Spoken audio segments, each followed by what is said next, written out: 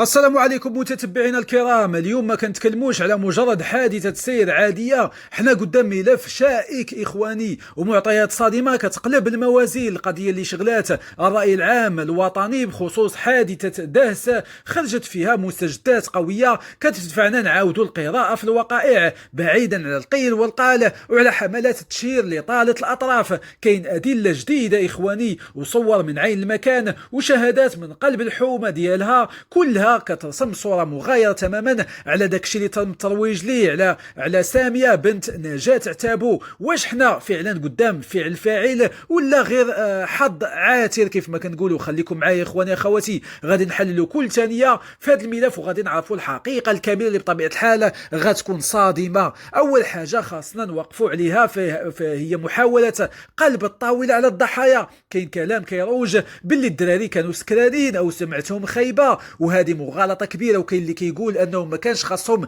يدخلوا لهذاك النفاق وهما كانوا كيخرقوا القانون. الصور اللي وصلت لي من عين المكان ومن موقع الحادثة كتورينا حقيقة أخرى. الشابة اللي كانت مرافقة الشاب كانت خارجة من الثانوية وبالشكارة ديالها ولابسة ملابس عادية جدا، يعني لابسة واحد الكيطبة إخواني. الدري اللي كان سايق الموتور كان داير الكاسك ديالو بطريقة عادية وكان غادي في الطريق المعقول كيجيبها من المدرسة للدار. شهادات ديال الجيران وولاد الدرب متطابقة فعلا. هاد الوليدات كانوا باغين المعقول، علاقتهم معروفة عند العائلتين وكانوا كيتسناو غير تاخد الباك باش يطرقوا المسمار. بطبيعة الحال هاد المعلومات كاملة اللي خرجوا كيروجوا مؤخرا هادشي كله مجرد محاولات لتشويه الضحايا باش يتم تخفيف المسؤولية على الطرف الآخر. ربما هادشي ممنهج، ربما خطة. دابا إخواني أخواتي ندوزوا للواقع نيت.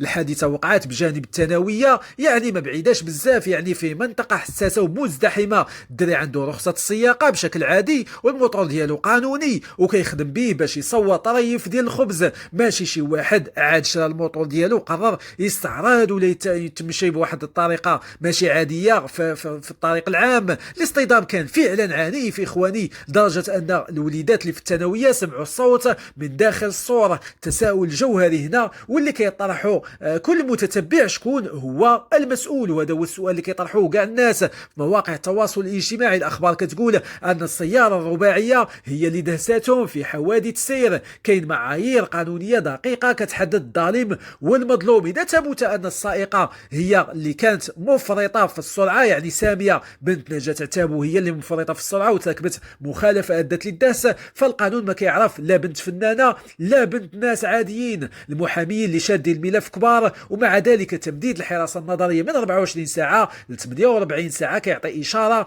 باللي الأمور ما سهلاش. البنت مازال حاليا تحت الحراسة النظرية والتحقيق ياخذ المجرى ديالو بجدية كاملة. إخواني أخواتي، ما يمكنش نهضروا على هذه الحادثة وما نهضروش على الخلفية ديال بنت الفنانة. الناس كيسميوها بنت الفشوش بطبيعة الحال، خصوصا الناس على مواقع التواصل الاجتماعي حاليا. وهذا الشيء كيجرنا الأسئلة أعمق حول التربية والمسؤولية. واش الوالدين وخاصة الفنانة كانوا مسيطرين على الوضع؟ المعلومات كتقول أن الفنانة كانت كتعاني من مشاكل بسبب بنتها في مواضيع أخرى، بحال قضية النصب اللي كانت وقعت فيها هذه الفتاة. عوض ما تستمر في قرايتها وتكون قدوة، لقات نفسها في صراعات ومشاكل متتالية. مقارنة بسيطة بين عائلات فنية أخرى كنشوفوا كيفاش كاينين وليدات فنانين اللي قراو وخداو زمام الأمور في إدارة الأعمال ديال والديهم مهنية وبلا مشاكل. وهذا الشيء كيعكس الفرق في التربية والوعي والمسؤولية. إخواني أخواتي، شكرا لكم على المتابعة والسلام عليكم ورحمة الله تعالى وبركاته.